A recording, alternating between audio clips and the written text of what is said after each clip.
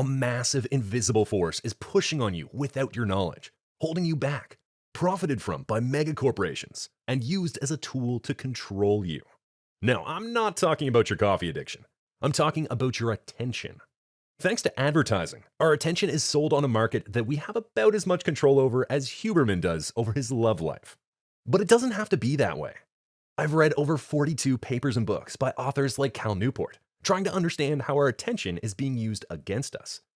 And through all my research and summarizing hours of video content and countless articles, I've developed a clear and simple method for using the attention economy to outwork everyone. And I'll show you how, so you can too. Have you ever remembered any of what you watched in a 2-hour doom scrolling session? No? Me neither. It's empty calories, like digital drugs, and we're all junkies here. We're overstimulated, and it's not just me saying it.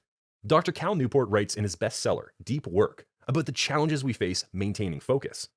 3 main factors keep us hopped up on attention-grabbing nonsense and away from our real goals. Number 1, digital distractions. Twitter, Insta, YouTube, especially Shorts. It's all flash and no substance, stealing your attention and giving you nothing back. Number 2, shallow work. These are necessary but non-demanding tasks, like organizing your workspace and digging through your never-ending pile of emails. These are particularly nasty little attention stealers because you have to do them, but they don't contribute much to your success. I spent days worrying about font sizes, number 2 pencils, post-it notes, and other crap. None of it matters. It's just procrastination. Arial is fine. HB will get you there. And unless you're some kind of new wave office artist, you don't need to paper mache your wall with post-its to be productive. Number 3, finally, there's FOMO. We want to feel included, just like we want to be entertained. Social media combines and hijacks these needs to keep us scrolling. I've gone down Instagram rabbit holes watching 20-somethings with private jets saying, if you don't have a Lambo before 30, you failed. Of course, that's complete garbage. But when it's right there in HD, your brain absorbs it, whether you like it or not. Social media highlights some particularly toxic elements of our social behavior. I've experienced it firsthand. I'm an ex-hustle culture addict. And let me tell you, those corners of the internet are filled with impossible standards, designed to make you feel less than.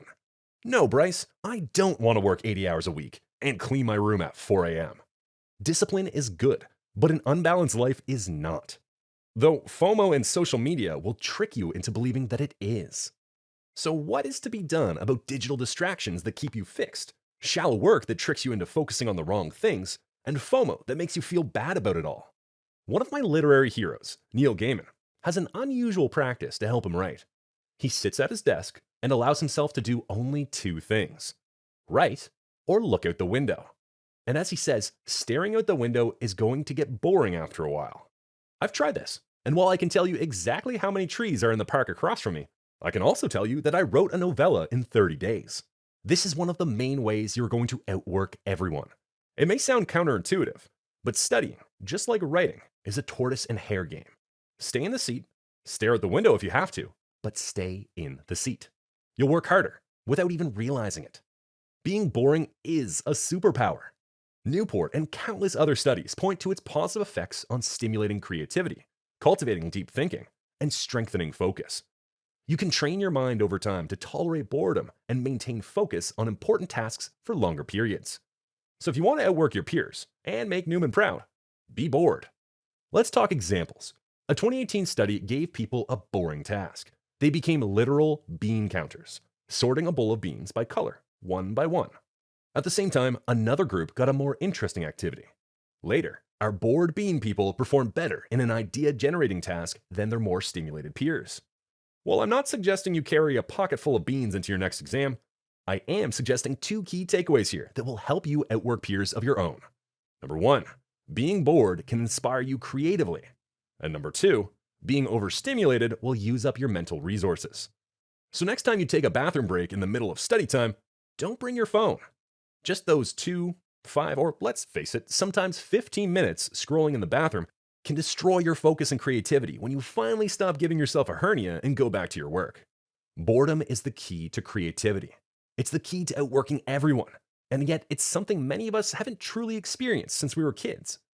Can you remember all the fun daydreaming and creative games you came up with when you were 5? Everything was way more interesting back then. You could watch an ant crawl on a leaf for 2 hours and be fascinated by all its little leggies. I'll admit, when I was 5, smartphones weren't a thing, so God help the kids of today. But we can make them not a thing again. Kill your notifications and turn your phone's colors to grayscale. Or, best of all, just shut the thing off completely and leave it in a drawer. If you're working while everyone else is scrolling, you're going to get ahead fast. Very fast. Next, reframe boredom. Newport says we should even plan time in our days to be bored. How? Well, I've read more than 15 different how-to books on the craft of writing, and they all have one thing in common. From Stephen King to Henry David Thoreau, the best of the world's literary minds have been telling us to walk as often as we can. Once, a drunk guy in a speeding van ran Stephen King over during one of his walks, and still, Stephen came out of it with an idea for his next book, and a commitment to begin walking again when his legs were healed. So get out there and dodge some vans. Walking, without digital stimulation, is a great place to start. But what else can we do? Tasks that overstimulate reduce our focus on subsequent work. So do the most important, likely most creative, work first. Write that poem for English class, before you try to memorize that thing about the mitochondria being the powerhouse of the cell. Creating is harder than consuming. And context switching costs mental energy, so avoid it until it's 100% necessary. Being mental energy efficient is another key to outworking everyone. With more in the tank, you'll work harder for longer. What else? Reserve a dedicated workspace, not your bedroom. For the love of God, avoid working in your bedroom. Sleep there and do whatever else it is that people do there. But do not work there. It will kill both your sleep and your work.